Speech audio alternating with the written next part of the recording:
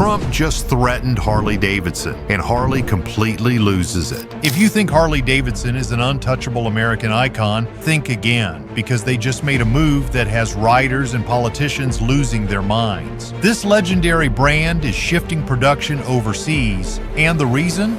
Trump's own trade war. The tariffs that were supposed to protect American manufacturing just backfired big time. Now Trump is furious. Harley Davidson is using that as an excuse, and I don't like that. And I think the people that ride Harleys are not happy with Harley Davidson, and I wouldn't be either. He's calling them disloyal, threatening boycotts, and making it clear Harley Davidson will pay for this decision. But here's the real question. Did Harley betray America, or were they forced into this move just to survive? From brutal tariffs to a customer base that's disappearing fast, we're breaking down the shocking truth behind why Harley Davidson is in serious trouble. And wait until you hear how their biggest American rival, Indian Motorcycles, is using this to take over the industry. It's a move so bold, it could spell the end of Harley's reign. Stick around, because by the end of this video, you'll know exactly what this means for the future of Harley Davidson, and whether America's most famous motorcycle brand is about to disappear for good. But if you skip ahead, you might just miss the one twist that changes everything. Let's get into it. President Trump doing a 180 on Harley Davidson this morning, unleashing on Twitter after the American motorcycle company announced it was moving some production overseas to avoid tariffs from the European Union. When tariffs hit the open road, to understand why Harley Davidson made this move, we need to go back to the trade war that started it all. It began in 2018 when Donald Trump announced a 25% tariff on steel and a 10% tariff on aluminum. His promise? Bring jobs back to America, protect American workers, make Made in the USA great again. But trade isn't a one-way street. The rest of the world didn't just sit back and take it. The European Union struck back hard. In retaliation, they slapped a 25% tariff on American motorcycles, and guess who took the biggest hit? Harley Davidson. Overnight, the cost of every single Harley shipped to Europe jumped by $2,200. Think about that for a second. For every bike Harley sold in Europe, they had to eat the cost or raise prices, and either option was a disaster. If they absorbed the cost, profits would vanish. If they raised prices, European customers would just buy a cheaper alternative. And so Harley had to make a decision. They weren't choosing to move production overseas, they were forced to. It wasn't about betrayal, it was about survival. But for Donald Trump, that didn't matter. Trump's furious response. Donald Trump doesn't take betrayal lightly, and when Harley Davidson announced they were shifting production overseas, he didn't just criticize them, he declared war. He went straight to Twitter and let the world know exactly how he felt. Harley Davidson should stay 100% American, no exceptions. I fought hard for Harley Davidson, and they abandoned us. Watch, they will be taxed like never before. Trump wasn't just angry, he was making an example out of Harley. This was personal, and he didn't stop there. Trump hinted at supporting Harley's competitors. That's right, he was willing to turn his back on Harley Davidson, one of America's most iconic brands, and lift up their rivals instead. Think about how insane that is. A sitting U.S. president publicly threatening a private company because they were doing what they had to do to survive. Harley tried to calm the storm. Their CEO put out a statement. This isn't about politics. We're not a political company. We just need to survive. But the damage was done. Trump's base was fired up. And the backlash? It was brutal. The fallout. Patriots versus prophets. Harley Davidson was now stuck between two worlds. On one side, the American riders who built their brand. On the other, the global economy they needed to survive. And their customers, they were furious. Harley was built in America, by Americans, for Americans. This is an insult to everything the brand stands for. They're selling out to globalism. Some riders vowed to never buy another Harley. Some dealerships saw sales drop overnight. It was a record-breaking nightmare, but not everyone was blaming Harley. Some riders saw the bigger picture. Harley isn't the bad guy here. Trump's tariffs are, what did you expect them to do? Lose millions? Go out of business? Harley Davidson was damned if they did, damned if they didn't. And while they were stuck defending themselves, someone else saw an opportunity. Indian Motorcycles. Harley's biggest American rival, Indian, wasted no time taking advantage of the backlash. Their message? Harley Davidson is leaving. Indian Motorcycles is staying. If you want a real American bike, ride Indian. That's all it took. Harley Davidson, once the undisputed king of American motorcycles, was now fighting to keep its throne. And here's the scary part. This wasn't just about motorcycles anymore. This was about something bigger. If Harley Davidson, one of the most American brands in history, couldn't survive Trump's tariffs, what did that mean for American manufacturing? Because this wasn't the first time Harley faced extinction. Back in the 1980s, they were saved by another president. And now, history was about to repeat itself. Deja vu. The Reagan tariffs that saved Harley. Harley Davidson has been here before. This isn't the first time they faced total collapse, and it's not the first time a U.S. president has stepped in to shake things up. Flashback to the early 1980s,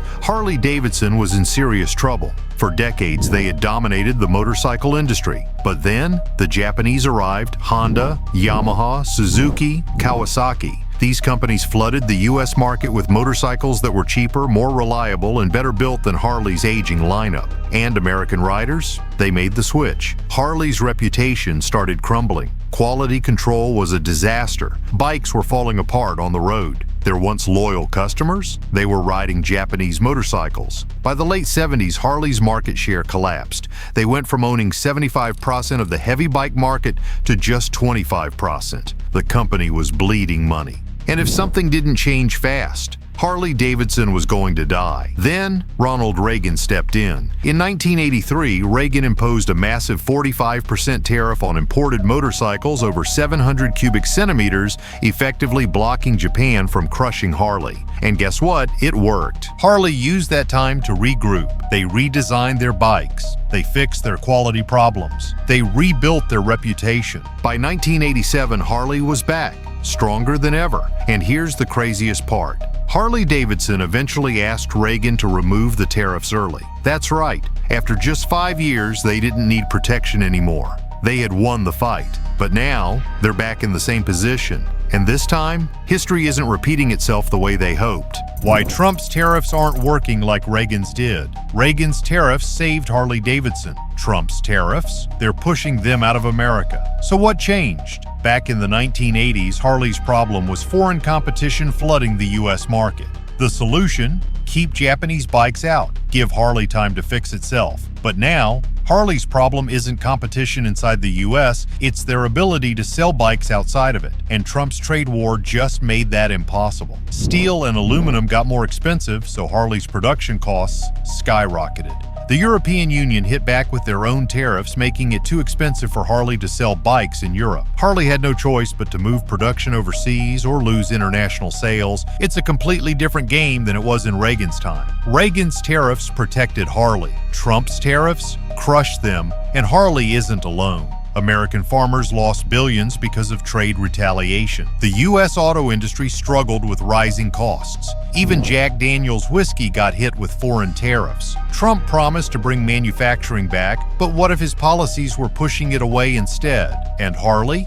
They had one more problem. A problem even bigger than tariffs. A problem that could end the brand for good. The real reason Harley is struggling. Harley Davidson's biggest problem isn't Trump. It's not tariffs, it's their own customers. For decades, Harley Davidson riders were a tribe, blue-collar workers, veterans, rebels, men who grew up in the glory days of the 60s, 70s, and 80s. But now, Harley's core customer base is aging out. Young riders aren't interested. The world is changing, and Harley isn't changing fast enough. Think about this. The average Harley Davidson rider, over 50 years old, and younger riders, they don't want big, heavy, expensive bikes. They want something different, lightweight, fuel efficient, affordable. Meanwhile, Harley is still selling the same bikes they were selling 30 years ago. And the numbers? They don't lie. From 2008 to 2018, Harley's U.S. sales dropped 40%. The company is desperately trying to fix the problem. They're making smaller, more affordable bikes.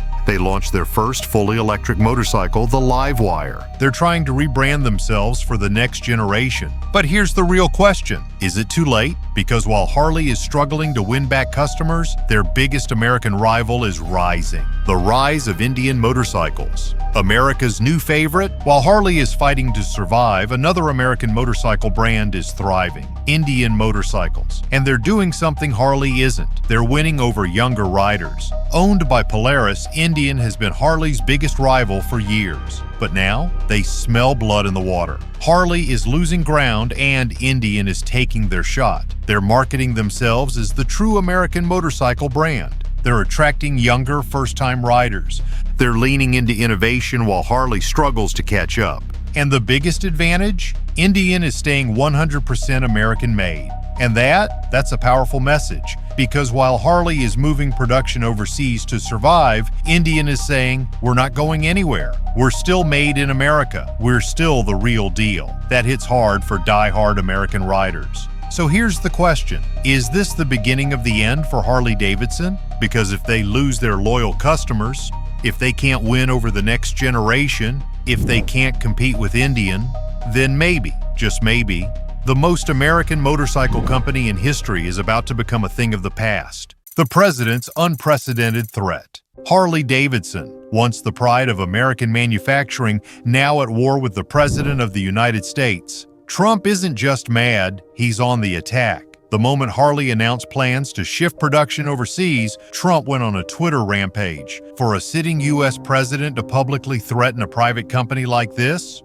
Unheard of. Trump wasn't just angry, he was making an example out of Harley. If they could betray America, who's next? And that's when things took an even darker turn. Trump hinted at supporting Harley's competitors. That's right. He was actively encouraging American riders to ditch Harley and buy from their rivals. This wasn't just about policy anymore. This was personal. Harley Davidson, a company that had once stood alongside U.S. presidents, was now being dragged through the mud by the leader of the free world. And inside the company, panic. The economic reality. Harley is out of options. Harley Davidson never wanted this fight. Their CEO tried to calm the storm, saying, "This isn't about politics. We're not a political company. We just need to survive." But here's the problem.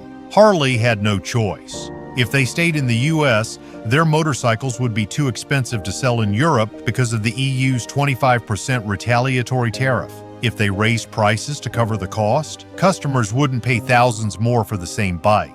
If they absorbed the cost instead, profits would vanish. In business, survival always comes first. And this wasn't just about Harley anymore. Steel and aluminum prices were rising. More American companies were feeling the pressure. Even industries outside of motorcycles were bracing for impact. So, what did Trump do? He doubled down. And that's when things really started to spiral. The unintended consequences. Trump's war on Harley didn't just hurt Harley, it sent shockwaves through the entire economy. And here's the irony. His base was divided. Hardcore Trump supporters sided with the president. Harley is selling out. American companies should stay in America. Loyal Harley riders saw the bigger picture. This isn't their fault. The tariffs are forcing them out. Suddenly, Harley was at risk of losing its two biggest strengths, its customers and its reputation. And guess who was ready to swoop in and take their place? Indian Motorcycles. While Trump bashed Harley, another American motorcycle brand saw an opportunity. Indian Motorcycles. Owned by Polaris, Indian has been Harley's biggest American rival for decades. And now, they're taking full advantage of the backlash. Harley Davidson, once the undisputed king of American motorcycles, was now on the defensive. And Indian, they were taking their shot at the throne. But this wasn't just about two motorcycle brands anymore. This was about something bigger. Because if Harley Davidson, an American icon, was forced to move production overseas, what did that mean for the future of American manufacturing? The ticking time bomb. What happens next? Harley Davidson wasn't the only company feeling the pressure. The longer Trump's trade war dragged on, the more American businesses started to panic. Automakers were feeling it. The agricultural industry was bleeding money. Even tech companies were getting nervous. And here's the scary part. Trump wasn't backing down. If anything, he was doubling down. We're bringing manufacturing back to the US, no matter what. Harley needs to stay loyal to America. But what happens when a company can't stay loyal, even if they want to?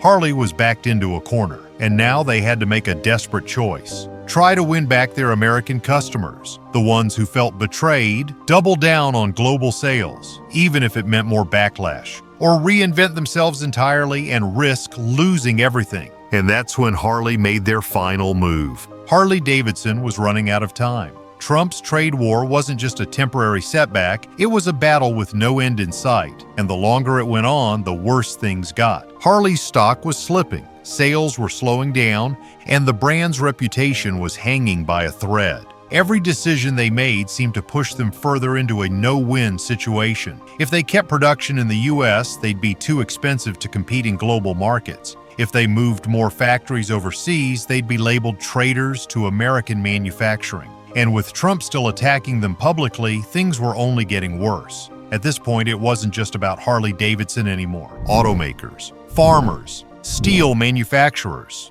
they were all feeling the heat. The very companies Trump promised to protect were now the ones suffering the most. So the question wasn't just, what happens to Harley? The real question was, what happens to American manufacturing? The last stand. Harley's desperate gamble. Harley had to act fast. With sales plummeting and their image under fire, they had one last shot to turn things around. And their strategy, go all in. They announced new models, smaller, cheaper, and designed to attract younger riders. They expanded their electric motorcycle lineup. The future was changing, and Harley wanted in. They doubled down on their international markets. If they couldn't win in America, they'd win somewhere else. The future of American manufacturing. Harley Davidson was just one piece of the puzzle. What happened to them could happen to any American company, because the truth is, the world is changing. Global trade is unavoidable. Manufacturing jobs aren't coming back the way people hoped, and companies will always go where they can survive. So what happens next? Will Harley Davidson rise again? Or is this the beginning of the end for one of America's most legendary brands? One thing's for sure, this ride is far from over. If you liked the video, please let us know by leaving a like. And if you want to see more videos about motorcycles, check out our channel, and we will see you in the next video. Take care.